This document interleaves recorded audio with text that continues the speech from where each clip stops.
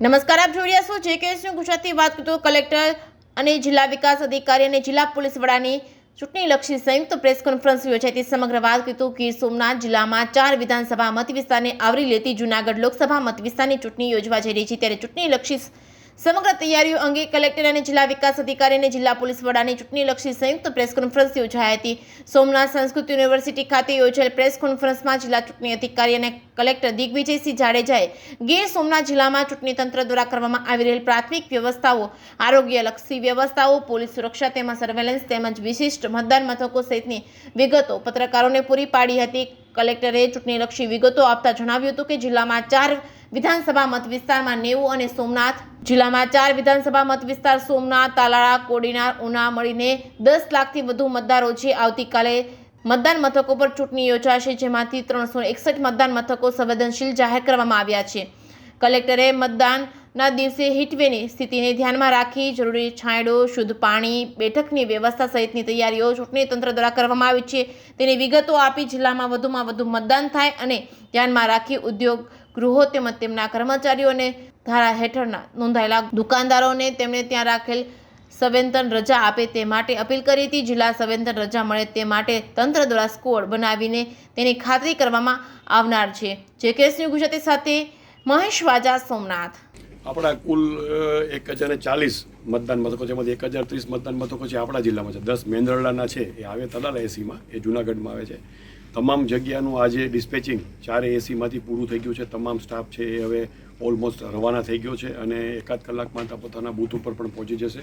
આજે જે 6 તારીખની તૈયારીમાં તો એ લોકો આજે આખું મતદાન મથક સેટ કરવાનું છે અને આવતીકાલે સવારે 7 થી 6 આપણો મતદાનનો દિવસ છે.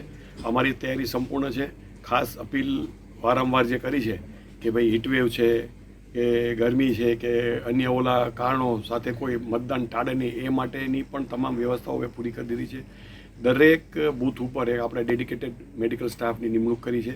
સાથે જે સામાન્ય જે માથું દુખવું, ચક્કર આવવા કે ડાયરિયાની કે ઉલટીની જે હોય તો એ દવાઓ પણ ત્યાં જ ઉપલબ્ધ છે. ORSના પૂરતા પ્રમાણમાં પેકેટ, પાણીની વ્યવસ્થા, પીવાના પાણીની વ્યવસ્થા, છાંયડાની વ્યવસ્થા, તમામ વ્યવસ્થાઓ છે એ પૂર્ણ કરવામાં આવેલ છે. કુલ 53 એમ્બ્યુલન્સ આપણી પાસે છે. 23 RBSKની છે, 30 આપણી PSCની છે. તમામ એમ્બ્યુલન્સને અમે ઝોનલ સાથે જોડી દીધી છે અને દરેક ઝોનલ પાસે 2 એમ્બ્યુલન્સના નંબર અને એના જે ડૉક્ટરની અને ઝોનલના નંબરોની આપલે થઈ ગઈ છે. ક્યાંય પણ ઇમરજન્સી ઊભી થશે તો ગણતરીની મિનિટોમાં જ અમે ત્યાં પહોંચીને પૂરું કરશું. પોલીસનો બંદોબસ્ત પણ પૂરતા પ્રમાણમાં સેક્ટર વાઇઝ ગોઠવાઈ ગયો છે. કાયદો વ્યવસ્થા ઉપર પણ અમારી પૂરી નજર છે અને મતદાન શાંતિથી થાય એ પ્રમાણેના તમામ જે કરવાપાત્ર તૈયારીઓ છે એ કરી દીધી છે. ખાસ જે કામદારો છે એને રજા મળે સવેતન, એ માટે અમે ઇન્ડસ્ટ્રીના માલિકો, GIDCના ઓફિસરો, લેબર ઓફિસરની ડ્યુટી પણ એને આપી દીધી છે.